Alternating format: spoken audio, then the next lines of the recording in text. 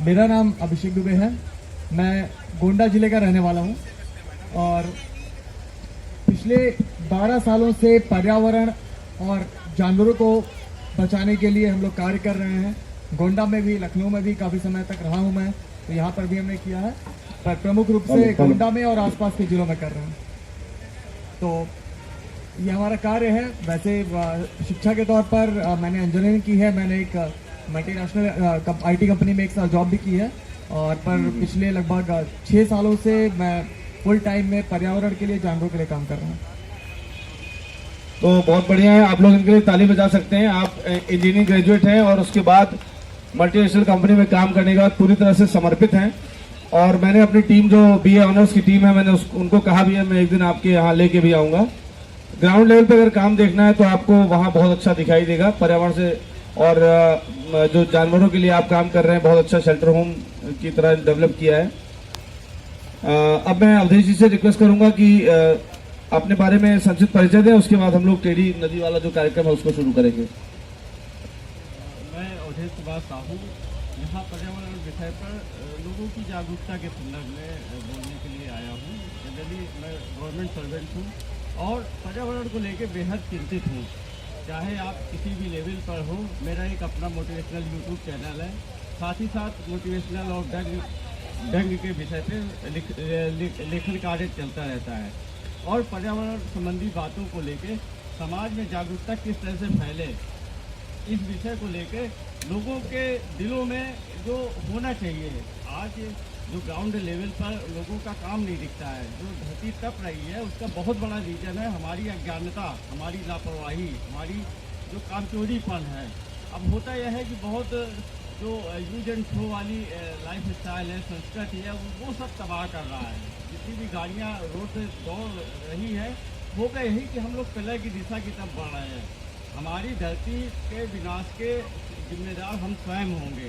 इस बात को समझने की जरूरत है। चाहे वह किसी भी लेवल पे, आज आप समाज में देखिए, पर्यावरण को लेके बहुत ज़्यादा जागरूकता की आवश्यकता है, तभी ये धरती बच सकती है। क्योंकि इतना बृहद स्तर पे और ज़मीनी स्तर पे वास्तविक रूप से काम होना चाहिए, तभी इस धरती को हम लोग बचा पाएंगे। बहुत बहुत धन्यवाद अवधेश जी। और आपने भी 2 बातें कही, एक आप मोटिवेशन चैनल है आपका, दूसरा आप हास्य व्यंग भी लिखते हैं थोड़ा।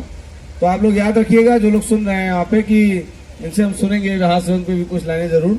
तो कार्यक्रम को आगे बढ़ाते हुए एक बार आपके लिए जोरदार तालियां आप लोग बजा दें। आप भी हमारे इस कार्यक्रम का महत्वपूर्ण हिस्सा हैं। इसी क्रम में मैं अब आज का जो मुख्य विषय है टेढ़ी नदी, तो उसके बारे में जो यात्रा संस्मरण जो अभिषेक जी बताएंगे। तो मेरा सवाल है अभिषेक जी से कि पहले तो ये विचार कैसे आया, क्यों आया आपके दिमाग में कि टेढ़ी नदी की यात्रा होनी चाहिए या उस पर थोड़ा काम करने की आवश्यकता है? यहाँ से आप शुरू करें और बाकी फिर ओवर टू यू, आप बताएं। कुछ होगा तो मैं पूछूंगा आपसे। धन्यवाद सर। तो टेढ़ी नदी बड़ा टेढ़ा सा नाम है, तो क्या है टेढ़ी नदी, इसके बारे में पहले बता दूं। तो 2 बड़ी नदियां हैं हमारे उत्तर भारत में, गंगा और ब्रह्मपुत्र। इनका पूरा एक रिवर सिस्टम है। इस रिवर सिस्टम में बहुत सारी नदियां हैं जो गंगा की, ब्रह्मपुत्र की सहायक नदी की तरह काम करती हैं। गंगा में जो पानी हम देखते हैं, वो बहुत सारी नदियां जो हैं वो लाकर अपने आप को मिलाती हैं गंगा में, और फिर वो गंगा में वो पानी पहुंचता है। तो ऐसे ही एक नदी है टेढ़ी नदी। इसको कुटिला गंगा भी कहा जाता है। मतलब गंगा नदी जो है, उसके जो छोटी छोटी नदियां उसमें मिलने वाली हैं, उनको भी गंगा का ही दर्जा दिया गया है। और जैसे गोमती को आदि गंगा कहा जाता है, वैसे ही टेढ़ी नदी को कुटिला गंगा कहा जाता है। तो ये नदी बहराइच जिले में एक चित्तौड़ा झील है, वहां से निकलती है। झील का कुछ पानी नदी को मिलता है, उसके बाद गोमती नदी और जो तमाम छोटी नदियां हैं जो ग्लेशियर से नहीं आती हैं, उनकी तरह इस नदी को भी जमीन से जो एक्विफर्स होते हैं, जो भूजल होता है, उसके माध्यम से सोते के रूप में पानी लगातार मिलता रहता है। और ये नदी वहां से बढ़ते हुए गोंडा में प्रवेश करती है, गोंडा जिले में, और फिर अधिकतर जो अधिकांश अपनी जो दूरी है वो गोंडा में तय करते हुए टेढ़े मेढ़े रास्तों से ये अयोध्या के पास घाघरा नदी में मिल जाती है, जिसको हम सरयू नदी बोलते हैं। तो 100 किलोमीटर की हवाई दूरी को करीब 230 किलोमीटर में टेढ़े मेढ़े रास्तों से तय करती है, इसीलिए इसका नाम टेढ़ी नदी भी है। तो ये गोंडा जिले की बड़ी अहम नदी है। गोंडा शहर के पास से काफी टेढ़े मेढ़े रास्तों से होकर गुजरती हुई ये आगे बढ़ती है। तो चूंकि मैं गोंडा का रहने वाला हूं और बहुत ज्यादा गोंडा वासियों के जीवन में इसका योगदान है। हर कोई जब भी किसी का मन उबता है या कुछ भी ऐसा लगता है कि हाँ हमें किसी अच्छे जगह पर जाना चाहिए, तो चूंकि वही नदी पास में मिलती है तो लोग वहां पर जाते हैं। तो इसलिए टेढ़ी नदी हम सभी की प्रिय है। दूसरा, जितनी भी नदियां हैं सब बहुत ज्यादा दुर्दशा झेल रही हैं आज। चाहे गंगा नदी हो जो जिसको हम पवित्र कहते थे और आज विश्व की सबसे प्रदूषित नदियों में से एक है, ऐसे ही तमाम नदियां, आपने लखनऊ की गोमती नदी ले लीजिए, जब ये लखनऊ में प्रवेश करती है तो उसके बाद से ये सीवेज का समझ लीजिए नाला बन गई है। बहुत ज्यादा इसकी हालत खराब है। तो गंगा गोमती की तरह ही जितनी भी नदियां हैं जो किसी ना किसी बाजार या शहर के किनारे से गुजरती हैं उनकी हालत बड़ी खराब है। तो ऐसे ही टेढ़ी नदी के सामने भी बड़ी समस्याएं हैं। और दूसरा, तमाम जो नदियां हैं, गंगा है, गोमती है, इनके बारे में डॉक्यूमेंट्स हैं। गंगा के ऊपर बहुत सारी किताबें लिखी गई हैं, डॉक्यूमेंट्रीज हैं, लेकिन टेढ़ी नदी के बारे में अभी तक कोई साहित्य नहीं है। कुछ छोटी मोटी कविताएं, एक दो लेख प्रकाशित होते रहे हैं, लेकिन नदी कैसी है, क्या स्वरूप है, कैसी ज्योग्राफी है, कैसी बायोडाइवर्सिटी है उसकी, क्या क्या समस्याएं हैं इस समय, इसके बारे में कोई डॉक्यूमेंट नहीं था। तो चूंकि हम लोग पर्यावरण के लिए काम कर रहे हैं तो हमने सोचा कि एक पैदल यात्रा की जाए, नदी के उद्गम से लेकर नदी के अंत तक की, नदी को देखा जाए, समझा जाए और प्रॉपर एक लेख, एक किताब लिखी जाए और एक रिपोर्ट बनाई जाए। तो इसलिए हमने ये यात्रा शुरू की। 15 दिन हम लोग पिछले साल नवंबर में चले थे। 15 दिन में करीब 120 किलोमीटर हम चले थे और वो डॉक्यूमेंट किया था। अभी पिछले महीने में भी हम करीब 10 दिन चल चुके हैं और अभी भी 50 किलोमीटर नदी बची हुई है। तो क्योंकि इसको कहीं ग्लेशियर से ये नहीं आ रही है कि इसको लगातार ग्लेशियर पिघल रहा है, पानी मिल रहा है, नदी बह रही है। ये जमीन के स्रोतों से निकलने वाली नदी है। और अपने यहाँ पर तराई रीजन में जो उत्तर प्रदेश बिहार का ये जो पूरा तराई वाला एरिया है, इसमें अधिकांश नदियां ऐसी ही हैं। कई छोटे छोटे झीलों से, तालाबों से निकलती हैं, बहती हैं, 12 महीने बहती हैं। तो टेढ़ी नदी के सामने जब हम लोग चले तो मैं संस्मरण पर सीधा जाता हूँ यात्रा को आगे बढ़ाते हुए। तो सबसे पहले हम पहुंचे चित्तौड़ा झील। अभी वहां पर उत्तर प्रदेश सरकार कई सारे निर्माण कार्य करवा रही है, एक पर्यटक स्थल के रूप में उसे विकसित कर रही है, क्योंकि उसका काफी ज्यादा महत्व है इतिहास के रूप में। तो वहां पर जो झील है चित्तौड़ा झील, उसके किनारे कंक्रीट की सीढ़ियां बनाई जा रही हैं, मतलब तथाकथित वहां पर विकास कार्य चल रहा है। तो आजकल हम लोगों ने जिस चीज को विकास कह रहे हैं, असल में वो विनाश है। हम अपने आप को सुपीरियर दिखाना चाह रहे हैं, प्रकृति से ज्यादा सुपीरियर। नेचर ने इस पूरी धरती की रचना की है। जितने भी प्राकृतिक चीजें हमें दिखाई देती हैं, नदी, तालाब, पहाड़, जंगल, पेड़ पौधे, जीव जंतु, हम उनको बिगाड़ कर एक नया स्वरूप देना चाहते हैं। मतलब प्रकृति का जो स्वरूप है उसको हम बिगाड़ कर नया स्वरूप देते हैं और हम कह देते हैं हमने विकास किया है। मतलब हम ये दिखाना चाहते हैं कि हम नेचर से भी ज्यादा पावरफुल हैं, नेचर से भी ज्यादा सुपीरियर हैं। तो असल में ये हमारी बेवकूफी है सिर्फ, और ऐसा ही कुछ वहां पर भी हो रहा है। तो उस कारण से जो उद्गम स्थल है, बहुत ही विशाल झील थी, एक समय में बहुत ज्यादा प्रवासी पक्षी आते थे, उसके सामने, उसके अस्तित्व के सामने संकट खड़ा हुआ। फिर हम आगे बढ़े। अब ये जितनी नदियां हैं जो झीलों से निकल रही हैं, जब उनका उद्गम होता है तो बड़ी पतली होती हैं। शुरुआत में 8 फीट 10 फीट की धारा उनकी जो है दिखाई देती है। जैसे जैसे आगे बढ़ते जाते हैं हम नदियों में, वो चौड़ी होती जाती हैं, वो गहरी होती जाती हैं। आप जितनी भी नदियां देखेंगे इस पूरे उत्तर भारत में ऐसी जो ग्लेशियर से नहीं आ रही, वो ऐसी ही हैं। तो नदी भी वहां पर आगे निकली। करीब 10 किलोमीटर हम आगे बढ़े तो हमने देखा नदी खत्म हो गई है, आगे तो नदी है ही नहीं। आगे एक बहुत बड़ा स्ट्रक्चर हमें दिखाई दिया, एक बहुत विशाल नहर नदी के सामने से होकर गुजर रही थी। 1968 के आसपास सरयू नहर परियोजना के माध्यम से एक बड़ी नहर बनाई गई, नदी को दो भाग में बांट दिया गया। इधर की नदी अलग है, उधर की नदी अलग है। तो नहर एक इंसान का स्ट्रक्चर है, उसको बनाने के लिए हमने प्रकृति के स्ट्रक्चर को तहस नहस कर दिया। सोचिए, एक नदी को ही दो भाग में बांट दिया। वो बड़ी समस्या हमें दिखाई दी। फिर हम आगे बढ़े। नदियों के सामने एक और समस्या है, चाहे गंगा नदी हो जो ग्लेशियर से आ रही है, चाहे झीलों तालाबों से निकलने वाली नदी हो, कि सरकारी जो कागज हैं, जो अभिलेख हैं, उसमें नदी के एकदम धारा के अंदर तक लोगों की अपनी जमीनें हैं, जो लोगों की खतौनी में दर्ज है, जो लोगों की अपनी निजी जमीनें लोग कहते हैं, वो नदी के धारा के अंदर तक दर्ज है। नदियों को कुछ फीट में समेट दिया गया है कागजों में। हालांकि चूंकि बहुत ज्यादा पानी आता है, वो काफी आधा किलोमीटर 1 किलोमीटर चौड़ाई लेकर बहती है बरसात में, तो उसके सामने चूंकि इंसान का बस नहीं चलता है उस पानी के सामने, इसलिए वहां पर खेती नहीं हो पाती है। पर फिर भी जहां भी जिसको मौका मिल रहा है वो कहता है ये हमारी जमीन है, ये नदी नहीं, ये हमारी जमीन है, और वो वहां पर बालू लाके मिट्टी लाके पाटता है, वहां पर कंस्ट्रक्शन करता है। तो टेढ़ी नदी भी 20-25 फीट सिर्फ कागजों में दर्ज है, जबकि बारिश के महीने में 1-1 किलोमीटर की चौड़ाई कई जगहों पर देखी जाती है। अभी हम लोग गर्मी में भी मार्च में, लास्ट मार्च में हम चले नदी के किनारे, कई कई जगहों पर नदी जो है 200-300 मीटर चौड़ी बह रही है, पर असल में कागजों में वो 20 फीट 30 फीट में दर्ज है।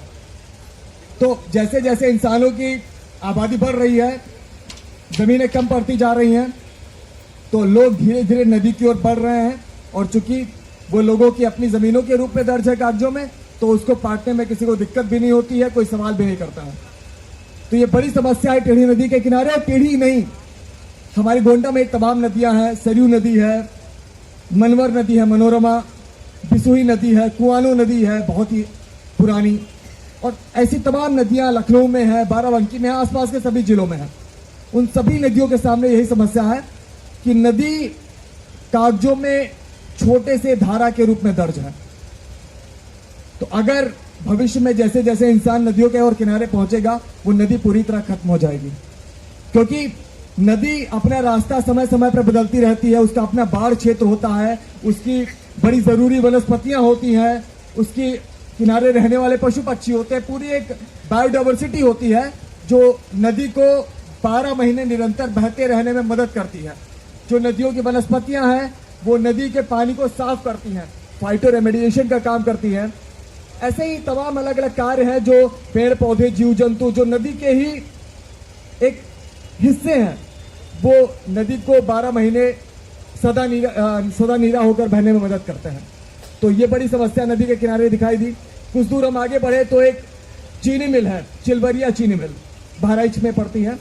वहां का नाला आके नदी में गिर रहा है, बहुत ज्यादा गंदा पानी केमिकल्स वाला आके नदी में गिराया जाता है। वहां पर आसपास हमने बहुत सारे ग्रामीणों से बात की, तो उन्होंने बताया कि जब ये चीनी मिल बनी उससे पहले लोग सुबह जाते थे, नदी का पानी पीते थे, नदी के पानी से अपना खाना बनाते थे, उसी नदी में वो नहाते थे। पर जब से चीनी मिल ने उसमें कचरा गिराना शुरू किया, वहां से लेकर आगे, वहां से आगे 20 किलोमीटर तक करीब कोई नदी के किनारे भी नहीं जाना चाहता है, इतना ज्यादा बदबू आती है नदी से। ऐसे ही नदी में हर आधे किलोमीटर पर, 200 मीटर पर, 300 मीटर पर नदी को मच्छरदानी वाले जालों से बांधा गया है। नदी के जो धारा थी उसमें बालू की मिट्टी की बोरियां भर दी गई हैं और मच्छरदानी वाले जालों से नदी को बांध दिया गया है। आधे आधे किलोमीटर पर ऐसे जाल लगे हुए हैं। लोगों ने अपना एरिया नदी का बांट लिया है कि यहां की मछली हम निकालेंगे, वहां की मछली हम निकालेंगे।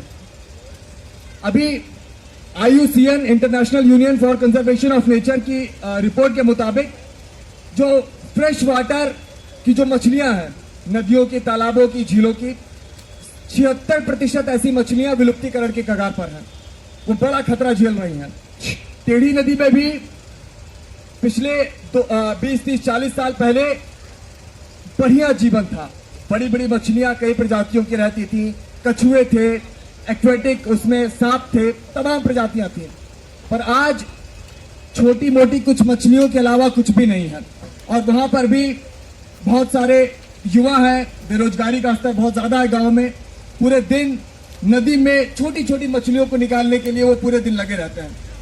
तो नदी के अंदर जो जीव जंतु हैं वो भी ना के बराबर बचे हैं। ये समस्याएं नदी की शुरुआत से जितनी हमने अभी तक करीब 190 किलोमीटर हम चले हैं, हर जगह पर हमें यही समस्याएं दिखाई दी हैं। इसके बाद कई जगहों पर नदी को पूरा पाट के वहां पर खेती की जा रही है। एक जगह तो करीब 1.5 किलोमीटर तक नदी सिर्फ 5 फीट की चौड़ाई में बह रही थी। ऐसे ही हम आगे बढ़े और भी कई तरह के बाजार पड़े किनारे, जो अपना पूरा कचरा, पॉलीथीन, पूरे बाजार का जो नालियों का अवशेष अपशिष्ट है वो सारा का सारा नदी में फेंका जा रहा है। फिर नदी आगे बढ़ती हुई गोंडा शहर के किनारे से गुजरती है। गोंडा शहर में कोई सीवेज ट्रीटमेंट प्लांट नहीं है। पूरे शहर का जो नाला है वो सीधे लाकर नदी में डंप किया जाता है। प्लास्टिक भी बहुत धड़ल्ले से इस्तेमाल किया जा रहा है और अधिकतर जगहों पर नदी को ही डंपिंग प्लेस बना दिया गया है। ये भी बड़ी समस्या है। ऐसे ही तमाम समस्याएं हैं। हमने अभी तक करीब 400 प्रजातियां रिकॉर्ड की हैं नदी के किनारे की, जो पेड़ पौधों की, कीड़ों की, पक्षियों की, मैमल्स की, रेप्टाइल्स की, एम्फीबियंस की मिली हमें 400 से ज्यादा प्रजातियां अभी तक हमें मिली हैं और अतीत में ये और भी ज्यादा रही होंगी। तो अब हम शायद अगले महीने में इस यात्रा को हम पूरा कर लेंगे। हम पूरी रिपोर्ट तैयार करेंगे। हमने बात किया है अपने जो जिले के जनप्रतिनिधि हैं, प्रशासन है, उनके साथ भी हम शेयर करेंगे ताकि आके जो भी पुनरुद्धार की योजनाएं नदी के लिए चलाई जाए उसमें इन बातों का ध्यान रखा जाए जो हमने फाइंड किया है। दूसरा, लोगों को भी इस माध्यम से हम अवेयर करते रहे यात्रा के दौरान और आगे भी करेंगे कि नदी कैसी है, क्या इसका अतीत रहा है और भविष्य में इसका क्या हाल होने वाला है, अभी इसका क्या हाल है। तो ये सारी चीजें हम डॉक्यूमेंट कर रहे हैं। शायद हम अगले किसी पुस्तक मेले में ऐसी एक किताब भी हम आपके सामने लेकर आए टेढ़ी नदी के बारे में। तो बस हमारा यही उद्देश्य है कि हम जो जानकारियां हैं उसको हम रिकॉर्ड में लाएं, वो हम लोगों के साथ शेयर करें और एक जन सहयोग के माध्यम से हम नदी को बचाने के लिए काम करें। बहुत बढ़िया। आप लोग एक बार इनके लिए जोरदार तालियां जरूर बजाइए। मैंने अपने जो इंटर्न हैं उनको बोला था कि ग्राउंड लेवल पे आपको देखने को मिलेगा, थोड़ा नज़ारा मिल गया होगा यहाँ बैठ के ही। तो मैं ये कहना चाहूँगा कि इस तरह से काम करने वाले लोग कम हैं हमारी सोसाइटी में, तो उनको ताकत हम ही लोग दे सकते हैं। इसीलिए विश्वम फाउंडेशन पूरी तरह से शुरू से अभिषेक जी से बहुत समय से मेरी बात होती रही है और हर मुद्दे पे लगभग हम लोग एक दूसरे से सहमत भी रहे हैं और जिस तरह भी सहयोग हो सका सहयोग भी करते रहे। इसमें मेरे कुछ सवाल हैं, आप लोग भी कोई सवाल पूछना चाहें तो पूछ सकते हैं। मेरे अपने सवाल हैं, जैसे एक बड़ी समस्या है विकास के नाम पर सरकारें जो करती हैं नदियों या किसी तीर्थ स्थान या ऐतिहासिक जगहों के साथ। तो अब नदी का उदाहरण लेते हैं क्योंकि नदी पर चर्चा हो रही है। तो जहाँ से नदी का उद्गम है, जहाँ से शुरू हो रही है जो झील है, वहाँ पर विकास अगर कोई करना चाहे, मान लीजिए वाकई में करना चाह रही है सरकार, PWD का या जो भी वहाँ का विभाग है उसके अलावा कि उसमें जो बंदरबाट होती है उसको छोड़ दें अगर, तो किस तरह से उस जगह को विकसित अगर करना है तो आपकी नज़र में वहाँ क्या होना चाहिए, ये भी मैं थोड़ा जानना चाहता हूँ। क्योंकि हम लोग ग्राउंड पे काम करने वाले लोग हैं तो हम लोग को सोल्यूशन भी देना पड़ेगा और उसमें जन भागीदारी को लाना पड़ेगा प्रशासन के साथ साथ। कई बार आपने महसूस किया है, हमने भी आपको कई बार रोका है कि आप सीधे प्रशासन से मत भिड़िए, लेकिन अगर हमें जन सहयोग या हमें युवाओं का साथ मिल जाए तो हम ज़रूर कर सकते हैं। तो पहला सवाल तो मेरा ये है कि आपके शब्दों में अगर किसी स्थान को, प्राकृतिक स्थल को हमें वाकई में विकसित करना है तो हमें करना क्या चाहिए जिससे लोग वहाँ आए, अट्रैक्ट हों और वो उसकी जो मूल स्थिति है वो बची भी रहे। तो क्या करना चाहिए, इस पर थोड़ा सा बताएं आप। आपके शब्दों में विकास की परिभाषा क्या है ऐसे स्थलों के लिए? तो विकास की परिभाषा यही सबसे बड़ा मुद्दा है। तो न सिर्फ हमें बल्कि सरकारों को, सभी को समझ लेना चाहिए पहले कि विकास एक्चुअली है क्या। जैसे अभी आगे स्टॉल पर कई सारे किताबें ओरिजिन ऑफ स्पीशीज लगी हुई है चार्ल्स डार्विन की, तो उन्होंने लाइफ का जो डेवलपमेंट था, जीवन का जो विकास था, उसके बारे में लिखा है कि हम लोग शुरू हुए एक सिंगल सेल से और आज एक बुद्धिमान प्राणी की तरह यहाँ पर बैठे हुए हैं। तो हमने अपनी कैपेबिलिटीज का विकास किया है। तो और इससे जो हमारा अस्तित्व है, हमने जो हमारी कैपेबिलिटीज बढ़ी, उससे हमने अपने अस्तित्व को बेहतर बनाया है कि कुछ भी तरह की समस्याएं आ जाएं, हम आसानी से जी सकते हैं। हम किसी तरह से मैनेज करके जो अपना एग्जिस्टेंस है उसको बरकरार रख सकते हैं। तो ये विकास था। पर अभी जो हम कर रहे हैं, हवा, पानी, इसी पर हमारा जीवन टिका हुआ है धरती पर। यही चीजें दूसरे ग्रहों पर नहीं है, मंगल ग्रह पर, चंद्रमा पर, इस वजह से वहां पर जीवन नहीं है। तो हमें ये बात समझनी चाहिए पहले तो कि इस जीवन की जो परिस्थितियां हैं, हवा, पानी, जंगल, नदी, तालाब, इसको बचा के रखना ये विकास है। इसको नष्ट कर देना ये विकास नहीं कहलाएगा। ये सिर्फ और सिर्फ विनाश है, क्योंकि इससे हमारा अस्तित्व ही खतरे में आ जाता है। इस समय 100 से ज्यादा प्रजातियां फ्लोरा और फाना की रोज विलुप्त हो रही हैं हमारी गतिविधियों की वजह से। तो ये विकास नहीं कहा जा सकता है। तो सबसे पहले तो हमें परिभाषा अपनी सही करनी चाहिए विकास के बारे में कि क्या विकास है। ऐसी परियोजनाएं जो नदी तालाब को नष्ट करें, किसी भी जीवन के स्वरूप को नष्ट करें, उसे हमें विकास की परियोजना नहीं कहना चाहिए। दूसरा, मैं उस बात को समझ रहा हूँ। मैं ये कह रहा हूँ कि जैसे मान लीजिए आपने ग्राउंड पे किया, आपके अपने विचार हैं जो प्रकृति के हिसाब से सही है, तो वो सोल्यूशन की मैं बात कर रहा हूँ। क्या अगर हमें उससे विकसित करना है उस जगह को प्राकृतिक रूप से, तो क्या करना चाहिए वहाँ पे?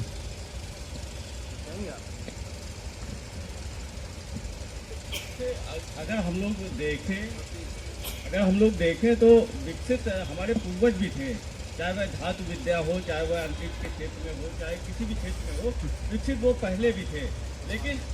लेकिन होता यह है कि जो विकास की परिभाषा है उसका करने का तरीका बदल गया है। हम लोग विकास तो कर रहे हैं, लेकिन विनाश के साथ साथ हम लोग पॉलीथीन पे प्लास्टिक का कचरा पैदा कर रहे हैं, वाटर को पोल्यूट कर रहे हैं, एयर को पोल्यूट कर रहे हैं, एनवायरनमेंट को पोल्यूट कर रहे हैं, स्पेस को पोल्यूट कर रहे हैं, और इसको नाम दे रहे हैं डेवलपमेंट का।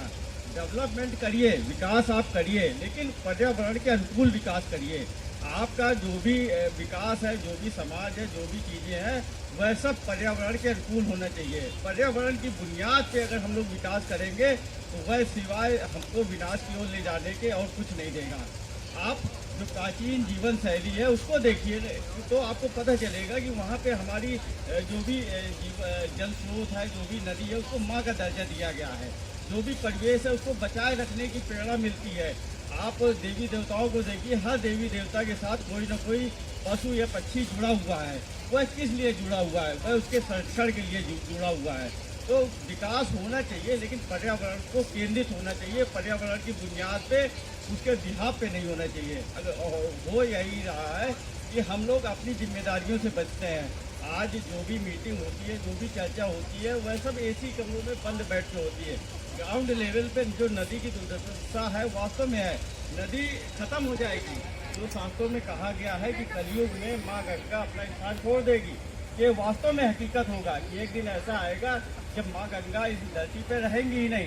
तो ऐसा विकास थोड़ी ना चाहिए। विकास हमको चाहिए, लेकिन पर्यावरण के अनुकूल चाहिए, और उसकी कीमत पे विकास नहीं चाहिए। कैसा लग रहा है? हाँ, अभी जब चेटी नदी की यात्रा संस्मरण के बारे में आप बता रहे थे, तो आपने एक जगह पे कहा कि नहर आप जा रहे थे, नदी आपको गायब दिखी, नहर का एक बहुत बड़ा वो दिखाई दिया। तो वहाँ पर भी वही बात आती है, सरकारी विकास की परिभाषा ही अलग है। तो उसके लिए या और जो समस्याएं, जैसे आपने कहा कि चीनी मिल का नाला या नदी जो है पाट के खेती हो रही है, तो इसमें मेरा एक सुझाव भी है। आप जो यात्रा संस्मरण लिखेंगे या जो आप फैक्ट तैयार कर रहे हैं, कि सलूशन भी ज़रूर दीजिए। मतलब एक हिस्सा किताब का या उसी के साथ साथ हो सकता है, हर चैप्टर में हो सकता है। जहाँ प्रॉब्लम है वहाँ सोल्यूशन, व्यवहारिक सोल्यूशन होना चाहिए। और एक बात का हम लोगों को बड़ी स्मार्टली ध्यान रखना पड़ेगा, सरकारें जो भी हो, किसी की भी सरकार रही हो, चाहे केंद्र में, राज्य की, मेरा ऐसा मानना है कि सरकारें कोई निर्णय लेती हैं या वो कुछ प्लान बनाती हैं, तो अभिषेक दुबे जैसे लोगों से ये कभी नहीं उनको रखेंगी उसमें कि आप बताइए हम नदी पे काम करने जा रहे हैं तो क्या करें। मेरा मानना ये उसका एक कमी ये रहती है कि कोई उसमें बढ़ना नहीं चाहता, हर आदमी अपना नाम चमका के निकलना चाहता है। हम लोगों को स्मार्टली ये करना होगा कि ऐसे व्यवहारिक हल देने होंगे जो उनको अपीलिंग लगे। हमें सारा क्रेडिट भी उन्हीं को देना होगा। हमें पता है हम किसके लिए काम कर रहे हैं, हमें पता है हम प्रकृति के लिए काम कर रहे हैं। क्योंकि मेरा पिछले 10-12 सालों का जो भी अनुभव समाज में काम करने का है वो यही है कि अगर हमें किसी से काम करवाना है तो सारा क्रेडिट भी उसको देना पड़ेगा, और स्मार्टली इसलिए कि हमें ये ध्यान रखना है कि हमारा काम हो जाए, हमारी नदी खराब ना हो, हमारा पर्यावरण खराब ना हो, हमारे जंगल बचे रहें और उनको भी ये दिखे कि हाँ ये कर सकते हैं। और ये भी ध्यान रखना पड़ेगा सरकार का जो काम करने का तरीका है कि जैसे उदाहरण के तौर पे कोई भी चुनाव की ड्यूटी होती है, सरकारी स्कूल के टीचरों को उठा लिया जाता है बिना किसी मतलब उनकी किसी परमिशन, क्योंकि वो सरकारी कर्मचारी हैं। वृक्षारोपण के बड़े बड़े, बल्कि वो शब्द गलत है, अभी कल एक आए थे बहुत बड़े अपने पत्रकारिता का नाम है आदर्श प्रकाश सिंह, उनकी किताब का कल एक चर्चा थी तो उन्होंने कहा वृक्षारोपण शब्द गलत है, पौधारोपण शब्द। तो बहुत बड़े कार्यक्रम सरकार चलाती है, 10 करोड़ पेड़, 5 करोड़ पेड़, 2 करोड़ पेड़। तो आपने देखा होगा उनका पैटर्न क्या रहता है। वो क्या करते हैं कि सरकारी स्कूल पकड़ लिया, कोई बड़ा सा पंचायत का जगह पकड़ ली, प्रधान को पकड़ लिया, तो वो काम करते हैं। क्या होता है आप भी जानते हैं, हम भी जानते हैं जमीन पे। तो हमें भी इस तरह का कोई योजना उनको देनी पड़ेगी किताब में भी, और क्रियान्वयन हो सके, तब तो आपकी इस मेहनत का फायदा है। लेकिन क्योंकि बहुत कम लोग हैं, अब आप यही देखिए कि हम लोग की बात जो भी सुन रहे हो, अच्छी बात यह है कि कुछ अच्छे बच्चे भी यहाँ बैठे हैं जो उसको ध्यान भी दे रहे हैं। तो हम लोग को ऐसे सोल्यूशन देने पड़ेंगे जो व्यवहारिक हो और स्मार्ट इस सेंस में कि सरकार उसको अपनाए। तो वो क्या होंगे, वो मेरा जानने का मेन। ऐसे विकास की परिभाषा तो मैं समझ रहा हूँ, क्योंकि मैं भी प्रकृति प्रेमी हूँ। मैं भी चाहता हूँ कि प्रकृति किसी तरह से नष्ट ना हो। दिन भर में प्रयास रहता है कोई मैं हार ना पहुँचाऊँ। हमें पता है, आपको पता है, मान लेते हैं यहाँ जागरूक बच्चों को पता है। लेकिन ऐसा क्या हम लोग मॉडल दे सकते हैं नदी के संदर्भ में बात करें, क्योंकि आज उसी चर्चा हो रही है, जो विकास की परिभाषा में भी फिट हो जाए और हमारा पर्यावरण बच जाए। ये थोड़ा इस पर प्रकाश डालिए। बिल्कुल, ये जो समस्याएं आई हैं इसमें असल में ये जो समस्याएं थी उनको लोगों ने समस्या समझा ही नहीं। उन्होंने सोचा ये तो छोटी सी नदी है, इसको तो हिस्से में बांट देंगे तो कोई फर्क नहीं पड़ेगा। तो इस वजह से ये समस्या पैदा हुई। अभी जो नहर वाली मैं बात कर रहा था कि एक बड़ी सी नहर ने नदी को 2 हिस्से में बांट दिया, तो इसका सोल्यूशन आपको लखनऊ के किनारे मिल जाएगा। यहाँ बाराबंकी में एक नदी है, रेट नदी। आप कभी यहाँ से बाराबंकी जाइए, अगर आप रेलवे लाइन के थ्रू जाएंगे तो बाराबंकी रेलवे स्टेशन से जस्ट पहले ही आपको नीचे से बहती हुई दिखेगी। ये बहते हुए आती है और लखनऊ में प्रवेश करती है इंदिरा डैम के पास। आप कभी भी यहाँ से चिन्हट से थोड़ा सा आगे बढ़िए, आपको शारदा नहर दिखाई देगी। एक बहुत चौड़ी नहर है, उसी का पानी डाइवर्ट करके पूरे लखनऊ में सप्लाई किया जाता है, जो हमारे घरों में आता है। वो शारदा नहर के किनारे किनारे रोड है, आगे गई हुई है, करीब यहाँ से 10 किलोमीटर आगे एक डैम बनाया गया है। नदी, ये जो नहर है एक जगह पर पहुंचती है, वहीं पर नीचे बगल में नदी पहुंचती है, रेट नदी। अब वहां पर ये प्रॉब्लम आई होगी जब बनाया गया होगा कि नदी भी है, नहर भी है, कैसे क्रॉस कराया जाए। तो नदी अपना बह रही है, नहर को करीब 30-40 फीट ऊपर एक बड़ा सा डैम, एक बड़ा सा एक नाला बना के कंक्रीट का सीमेंटेड, उसके थ्रू निकाला गया है। मतलब नहर जो है वो पुल के ऊपर से निकल रही है, तो वहां पर नदी के साथ कोई छेड़छाड़ नहीं की गई है। तो ये एक सस्टेनेबल डेवलपमेंट कहा जा सकता है कि इंसानों ने अपना काम भी कर लिया, नहर को अपना रास्ता भी मिल गया और नदी अपने जगह पर बह रही है। तो ऐसी जगह वहां पर भी किया जा सकता था, पर शायद ये चूंकि राजधानी के किनारे का मामला था तो यहाँ पर उसको थोड़ा सा सेंसिबल तरीके से किया गया, वहां पर छोड़ दिया गया कि छोड़ो कौन देखने आ रहा है। तो ये भी बड़ी समस्या है कि वहां के लोगों ने जनप्रतिनिधियों से, प्रशासन से पत्राचार नहीं किया, बातचीत नहीं की। अगर मुद्दा उठाया होता कि ये तो गलत हो रहा है तो शायद इस पर कुछ सोल्यूशन उसी समय निकल आता। तो ये भी जो मतलब गलत तरीके से जो तथाकथित विकास हो रहा है, इसका एक कारण हमारा इग्नोरेंस भी है। हम लोग अपने काम में बिजी हैं, हर कोई अपने काम में बिजी है। ठेकेदार अलग तरीके से अपने तरीके से काम करवा रहा है, सरकार अपना अलग तरीके से काम कर रही है। अगर हम लोग सारी चीजों पर नजर रखें, इंटरप्ट करें, उसमें सुझाव दें अच्छे, फिर भी ना माने कोई तो गांधी जी की तरह हम आंदोलन करें, अनशन करें, शांतिपूर्वक तरीके से हम कर सकते हैं। गांधी जी ने हम सबको सिखाया है। ऐसा करके हम लोग सारी चीजें बेहतर तरीके से करा सकते हैं।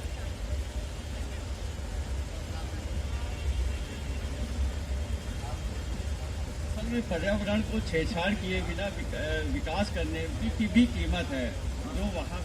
जो वहाँ पे स्ट्रक्चर बनाया गया है, उसको एक्वाडक्ट है, उसके लिए बहुत सारा पैसा लगता है।